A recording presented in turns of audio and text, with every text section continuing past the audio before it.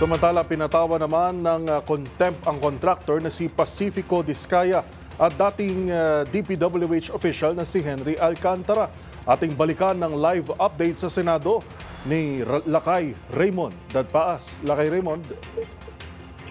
Mabilis na inaprobahan ng mga senador ang motion to cite in contempt ni Pacifico Curly Discaya dahil sa kanyang pagsisinungaling. Ito ay dahil sa sinasabi niyang may karamdaman ng kanyang asawa na si Sara Discaya kaya hindi ito nakadalo sa hearing.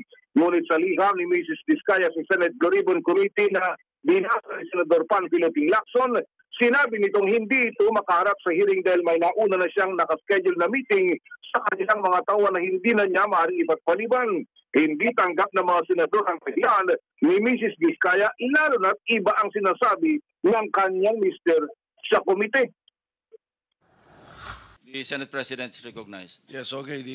I think your pending motion is not to cite him in contempt. It doesn't necessarily mean that we will be deciding on what to do with him after that. It's just merely citing in contempt for lying. So we'll take it at that at this point and perhaps discuss later on what the decision of the committee is. But in the meantime, I'm giving up my 3 minutes to Senator Rizal. Point of inquiry, Senate President. Point of inquiry, Mr. Chairman. I would like to clarify with Senator Marcoleta if he raised an objection because I didn't quite get it. No, I'm not raising any objection. Thank you, Senator Point of Marcoleta. inquiry. So let's rule first on the motion, pending motion, before anybody else talks. No. So there's no objection.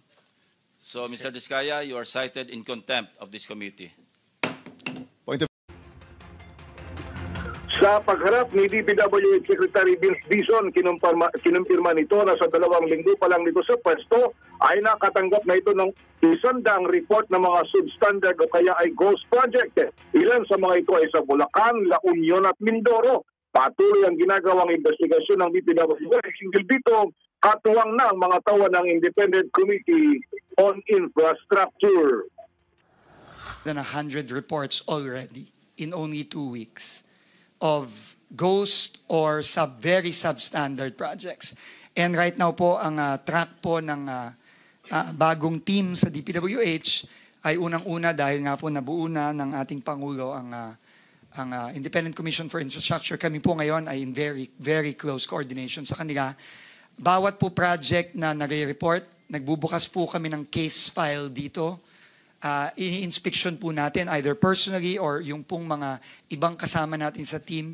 Ngayon po kasama na po ang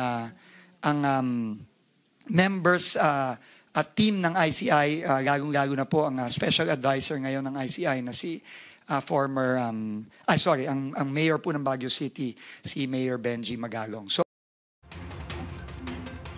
sa pagpapatuloy ng hearing ay na-cite in contempt din si Engineer Henry Alcantara na siyang dating District Engineer ng Bulacan First Engineering District. Ito ay sa motion ni Senador Erwin Tulfo dahil sa kanyang paniniwala na nagsisinungaling si Alcantara nang sabihin na wala siyang kinalaman sa mga ghost flood control projects. Imposible umanong hindi niya alam ang mga nangyayari sa kanyang distrito at lahat na lang ay tinuturo sa kanyang mga tauhan na sina Bryce Hernandez. Mr. Chair, unacceptable, and therefore I will move, Mr. Chair, that we cite this person in contempt for lying before this committee, Mr. Chair. There is a motion to cite in contempt of the committee, Engineer Henry Alcantara. Any objection? Hearing none, you are cited for contempt. Thank you. Inamin din ni Hernandez o ni Engineer Bryce Hernandez sa pagtatanong na Senator Ping Lacson na isang Lawrence Cruz na umunoy bagman ni Engineer Alcantara may ng kanilang kampayan sa labas ng Bulacan First Engineering District Office. Sa pagpapatuloy ng hearing ay ang panaman ng WJ Construction na si Ms. Mina Elam Parojose ang tinatanong dahil sa akusasyon na ito umano ang nagdadala ng obligasyon sa sinumang proponent ng flood control project sa Senado. Para sa MBC TV Network News, ito si Raymond Dadpaas ng DZRH, una sa Pilipinas, una sa Pilipinas. Live mula sa Senado, maraming salamat, Raymond Dadpaas.